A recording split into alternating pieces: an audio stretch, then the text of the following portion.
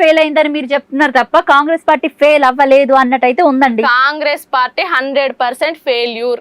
ఎందుకంటే వాళ్ళ 6 గ్యారంటీలు ఇంప్లిమెంట్ చేయలేదు, లేదా 420 హామీలలో కనీసము సింగిల్ డిజిట్ హామీలు కూడా వాళ్ళు నెరవేర్చలేదు. కాంగ్రెస్ పార్టీ ఫెయిల్యూర్, వాళ్ళ ప్రభుత్వం ఫెయిల్యూర్ అని చెప్పేసి అది అందరికి మీ అపోజిషన్ పార్టీ ఎవరు చెప్పండి? Congress party, BJP party, BRS పార్టీయా? 3 పార్టీలు మా అపోజిషనే. 3 ఎందుకంటే వాళ్ళు మాకు ప్రత్యర్థులే కదా. కాంగ్రెస్ అయినా, బీజేపీ అయినా, బీఆర్ఎస్ అయినా 2 సంవత్సరాల వాళ్ళ పాలన మీద మా పోరాటం ఉంటుంది, 10 సంవత్సరాల బీఆర్ఎస్ పాలన మీద మా పోరాటం ఉంటుంది. కేంద్రం నుండి తెలంగాణకు రావాల్సినవి రానప్పుడు బీజేపీ మీద కూడా మా పోరాటం ఉంటుంది. అల్టిమేట్ గా మేము తెలంగాణ గొంతుక అంటున్నాం. తెలంగాణ గొంతు అయి మేము తెలంగాణ జాగృతి ఈ రోజు ఈ తెలంగాణలో అవ్వబోతుంది అంటున్నాం. అసలు కుటుంబ పాలన అంటే ఇక్కడ నేను ఏమంటున్నా అంటే బీఆర్ఎస్ పార్టీలో జెండర్ ఈక్వాలిటీ లేదు. ఆడబిడ్డగా తను ఎంతో కష్టపడ్డది, తన సర్వస్వాన్ని త్యాగం చేసింది ఉద్యమం టైంలో. చెప్తున్నా కదా, కడుపులో ఒక బిడ్డను పెట్టుకొని 3 ఏళ్ల బిడ్డను పెట్టుకొని ఈ తెలంగాణ కోసం ఎండనక వాననక రోడ్లు ఎంబడి తిరుగుతూ పోరాటం చేసిన వ్యక్తి కవితక్క గారు. ఆమెకు ఏం న్యాయం చేసిర్రండి ఈ 10 సంవత్సరాల వీళ్ళ పరిపాలనలో? అసలు కవితక్క గారికి ఏమి ఇచ్చిండ్రు వీళ్ళు?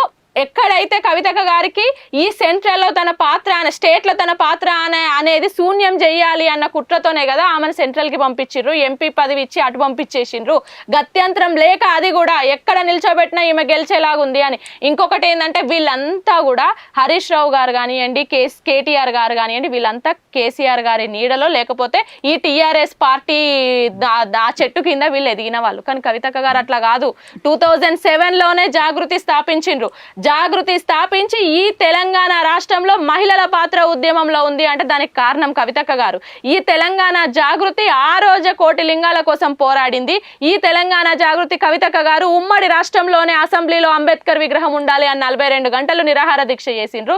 ఈ కవితక్క గారు ఎప్పుడు తెలంగాణ ప్రజలకి ఏ అవసరం ఉందో ఆ రోజు భాష మీద, యాస మీద అణిచివేతకు గురైతున్నారు అని చెప్పేసి ఆ రోజు పోరాటం చేసి తెలంగాణ భాష లేని సినిమాలు ఆడలేని పరిస్థితికి తీసుకొచ్చింది కూడా కవితక్క గారు. అది ఎవరు అవునన్నా కాదన్నా గల్లీకి పరిమితమైన బతుకమ్మని ఢిల్లీ నుండి దుబాయ్ బుర్జ్ ఖలీఫా వరకు తీసుకొచ్చిరంటే దానికి కారణం కవితక్క గారు. ఈ రోజు ప్రపంచం అంతా బతుకమ్మ ఆడుతున్నారంటే దానికి కవితక్క గారు. ఎందుకంటే ఆమె నెత్తిన బతుకమ్మ ఎత్తుకొని ఆ రోజు తను పడ్డ కష్టం అంతా ఇంత కాదు.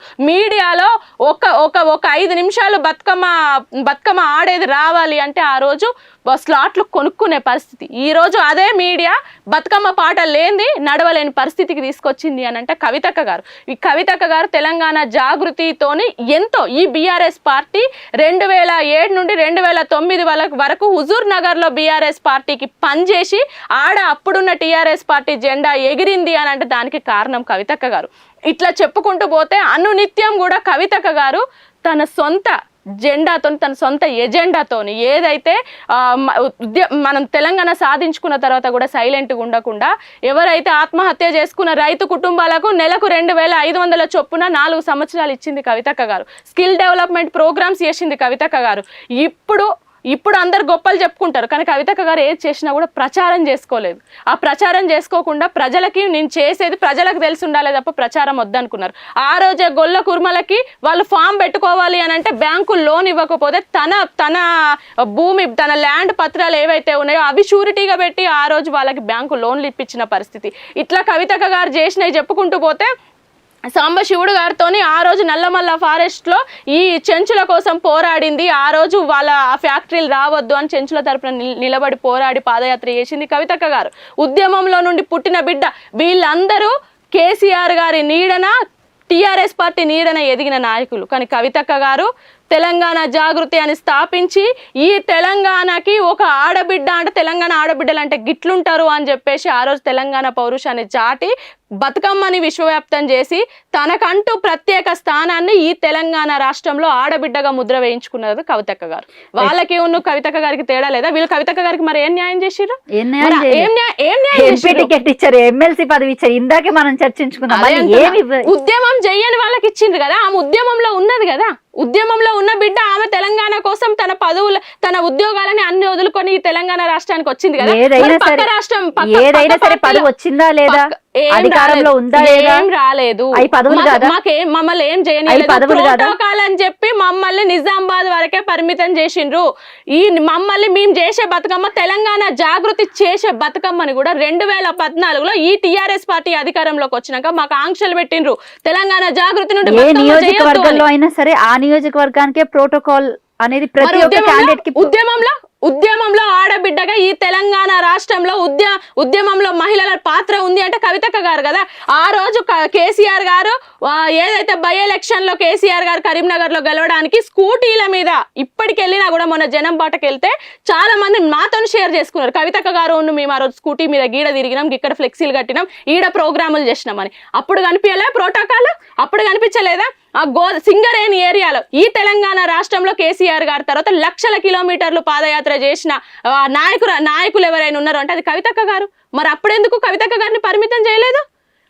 కేవలము అధికారం వీళ్ళ చేయి జిక్కించుకున్న తర్వాత కేవలం ఆడబిడ్డ అని ఒకే ఒక కుట్రతోని వాళ్ళు కవితక్క గారిని ప్రోటోకాల్ పేరుతో నిబంధనలు పెట్టి ఎదగద్దు. కవితక్క గారు ఎదిగితే అయినా తనకంటూ కవితక్క గారికి ప్రతి గ్రామంలో కూడా తెలంగాణ జాగృతికి క్యాడర్ ఉంది, మా నాయకులు ఉన్నారు, మా కార్యకర్తలు ఉన్నారు. వాళ్ళు ఎన్ని కుట్రలు చేసినా వీళ్ళందరికీ ఉన్నది టిఆర్ఎస్ ఈ బీఆర్ఎస్ నాయకులు కార్యకర్తలే. కానీ కవితక్క గారికి ముందు నుండి కూడా సపరేట్ క్యాడర్ ఉన్నది, సపరేట్ కార్యకర్తలు ఉన్నారు. రైట్. అయితే అంతే బాగుంది. అసలు నాకు మనోజ పడాల గారిని చూస్తుంటే ఒక ఆటం బాంబులా కనబడుతున్నారు. ఇప్పుడు ఒకప్పుడు చూసిన ఆ మనోజ గారికి ఇప్పటికీ అసలు చాలా తేడా కనపడుతుంది. అంత బాగానే ఉంది కానీ అంటే ఎక్కడో తప్పుతున్నట్టు కనపడుతుంది నాకు. ఎందుకంటే ఆరోపణలు చేసినప్పుడు ఆధారాలు లేకుండా ఆరోపణలు చేయడం కరెక్ట్ కాదేమో కదా. ఏం ఆధారాలు కావాలండి? మేము చేసిన ప్రతి ఆరోపణకి మా దగ్గర బలమైన ఆరోపణలకి బలమైన ఆధారాలు ఉన్నాయి. ఉంటే మరి బయట పట్టచ్చు కదా. డెఫినెట్ గా ఆ టైం కూడా వస్తుంది, బయట పెడతాం. ఇప్పుడు ఒక కన్న బిడ్డని ఇంటి అల్లుడిది ఫోన్ ట్యాపింగ్ చేసిండ్రు అన్నారు. ఆ ఫోన్ ట్యాపింగ్ విచారణ కనుక కరెక్ట్ గా చేస్తే అన్ని బయటకు వస్తాయి. దాని మీద సాక్షిగా పిలుస్తారా? కవితక్క గారిని పిలిచినప్పుడు అన్ని చెప్పాల్సినవి అన్ని చెప్తారు కదా. అయితే ఇప్పుడు ఫోన్ ట్యాపింగ్ విషయం మీరే తీసారు కాబట్టి గతంలో పార్టీ నుంచి బయటకు వచ్చిన కొత్తలో ఈరోజు కాళేశ్వరం కాళేశ్వరం విచారణలో భాగంగా సిబిఐ విచారణకు పిలవడం జరిగింది కేసీఆర్ని. ఆ టైంలో కవితక్క మాట్లాడింది ఈరోజు విచారణకి పిలవడానికి గల కారణాలు వీళ్ళు కాదా అని చెప్పేసి మాట్లాడింది. యావత్ తెలంగాణ అంతా కూడా బగ్గుమనాలి అని చెప్పేసి ఆవిడే పిలుపునిచ్చేటట్టు కూడా మాట్లాడింది కూడా కవితక్క గారు.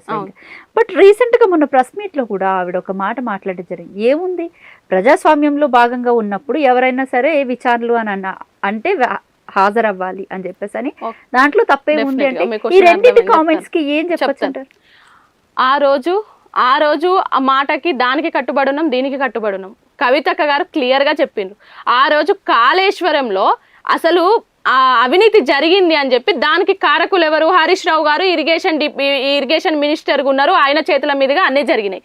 ఫస్ట్ నోటీస్ ఇచ్చి ఈ కాంగ్రెస్ ప్రభుత్వం కనుక హరీష్ రావు గారితో ఎట్లాంటి ఒప్పందాలు లేకపోతే, వీళ్ళకి చీకటి ఒప్పందాలు ఎట్లాంటివి లేకపోతే ఫస్ట్ హరీష్ రావు గారిని పిలిచి కూర్చోబెట్టి వీళ్ళు విచారణ చేయాలి కదా.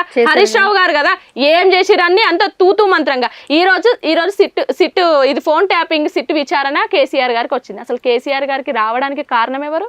ఈ సంతోష్ రావు గారు, ఈ హరీష్ రావు గారు కదా. వీళ్ళ వల్ల కదా ఈ రోజు కేసీఆర్ గారు ఎదుర్కొంటున్నారు.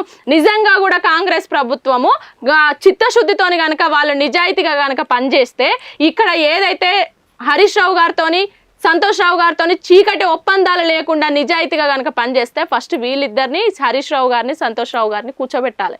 వాళ్ళని నిలదీస్తే వాళ్ళ దగ్గర నుండి మొత్తం నిజాలు బయటికి రావాలి. కానీ అలా కాకుండా ఈరోజు కేసీఆర్ గారిని తీసుకొచ్చిండ్రు, కేసీఆర్ గారిని సాక్షిగా పిలిచిండ్రు. మరి మీరు ఆ రోజు చూసుకుంటూ సైలెంట్గా ఉన్నారు కదా సార్.